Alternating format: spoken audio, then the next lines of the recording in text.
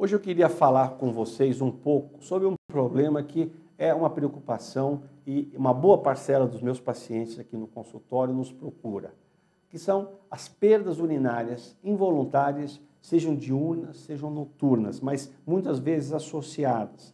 Nós chamamos de enurese diurna e noturna. Geralmente, as mães nos procuram porque a criança está escapando xixi na calcinha, os meninos na cueca. Isso acaba sendo um problema, já começa a ser um problema social. Muitas vezes isso está acompanhado de urgência, a criança corre para tentar chegar ao banheiro, sente uma dor no abdômen, na parte inferior do abdômen, da barriga, acompanhada dessa sensação de ter que ir correndo ao banheiro.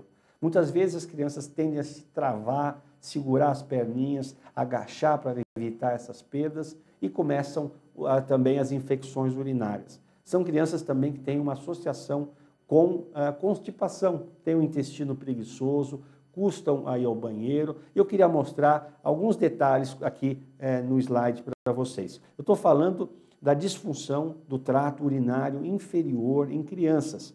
A bexiga pode ter problemas tanto na sua fase em que ela deve armazenar, então ela começa a ter essas contrações de hiperatividade, mas ela pode ter também o que nós chamamos de disfunção miccional, na hora de esvaziar. Então, o que caracteriza essas crianças é exatamente essa situação. Eu tenho uma constipação, eu tenho uma uretra que está querendo, uma bexiga que está querendo contrair, mas a uretra está travando. É óbvio que em algumas situações isso é muito relacionado com problemas neurológicos, principalmente as mielomeningocélias, às vezes não.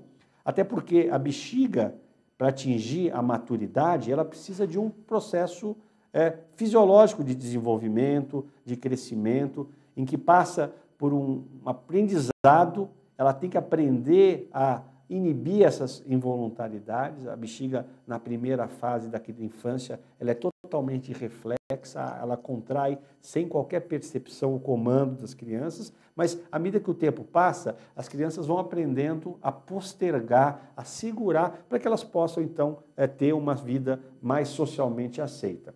Então, a bexiga, ela pode ter um padrão que ou ela é muito flácida, ou ela é espástica demais, e o músculo, né, o esfíncter, que é o que segura as perdas, também pode ter um comportamento. Uma grande preocupação é que, às vezes, se há uma disfunção no funcionamento da bexiga, pode acontecer o refluxo. A urina que sobe, então, aqui os senhores veem numa cistografia que o contraste subiu para o rim. Isso pode subir de diferentes intensidades, é o que nós caracterizamos como refluxo, que pode acarretar problemas. O refluxo a gente deve estar atento, principalmente porque hoje esses refluxos estão associados também à hidronefrose, ou seja, a aparecimento de dilatações na via urinária. E quando o refluxo está associado com a disfunção miccional, é importante que nós tratemos a disfunção miccional. Existe toda uma forma de você questionar para os pais, para ver a intensidade desse problema, mas o nosso objetivo uma vez identificado, tranquilizar os pais. Muitas vezes o que houve foi um mau aprendizado ou então vícios. A criança segurava muito, não ia ao banheiro com frequência, ou ela tinha medo de fazer xixi fora de casa. Isso, ela inconscientemente, a bexiga começa a distender e começa a se rebelar.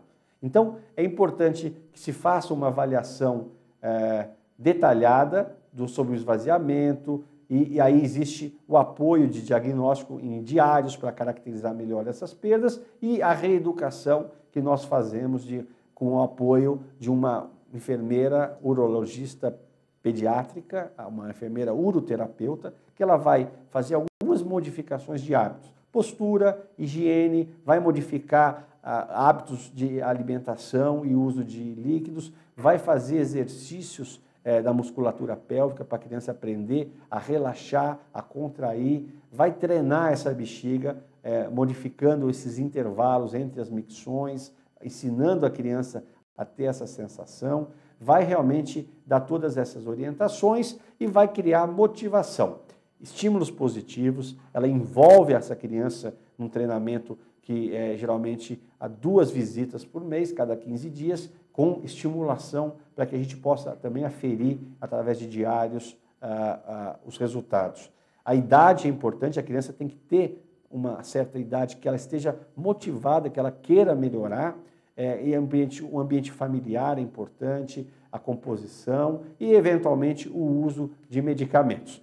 Mas, em conclusão, eu queria dizer para vocês que esse tratamento dessas disfunções miccionais, nós temos hoje uma expertise muito grande, isso é feito de forma integrada, nós fazemos o diagnóstico, avaliamos por que essa bexiga está tendo falhas, por que ela está tendo problemas, nós aprendemos a observar essas situações e aí é feito um trabalho totalmente individualizado, realmente com uma terapeuta, uma enfermeira foi treinada para fazer isso, ela faz isso com muita desenvoltura e acaba criando vínculos nesse treinamento que transformam realmente uma situação de funcionamento inadequado na bexiga num controle completo.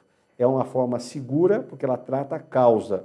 O uso de medicamentos sem tratar a causa, sem ensinar essas crianças a controlarem a sua dinâmica de esvaziamento, ela não traz bons resultados. Então, é por isso que realmente eu queria apresentar essa modalidade de treinamento para vocês e colocar à disposição para os casos, essas crianças que estão tendo perdas involuntárias, quer dizer, fazer xixi na cama de dia e também à noite não é normal. Existe alguma coisa errada na bexiga. Nós vamos ter depois uma conversa só sobre o xixi na cama exclusivo. Isso já é uma sessão um pouco diferente, mas também a gente trata com a filosofia muito semelhante. Então, até a próximo vídeo, falando um pouquinho sobre os principais problemas em urologia pediátrica.